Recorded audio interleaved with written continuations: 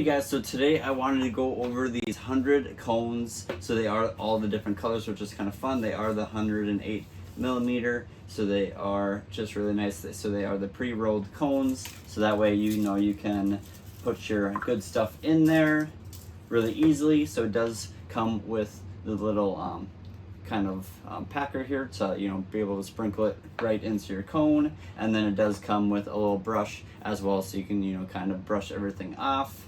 And so it does come with the 100 of them, which I just really like too. So it makes it really easy. You don't have to roll your own papers, anything like that. So they're going to be that pre-rolled, easy to pack, and then of course you're going to be ready to go, do your smoking. What's really nice too, it does come with the lid, so that way you can just cover on, and then they're going to stay nice and fresh and ready for you for your next packing. So it does come with everything you're going to need to pack them, and just that really nice pre-rolled cones, and it has all the different kind of colors, so it is kind of fun and kind of different. You get the blue, pink, white, green, all the different ones. So really cool, really easy to use since they're all already pre-rolled. So if you're looking for some pre-rolled, I'd definitely recommend checking these cones out.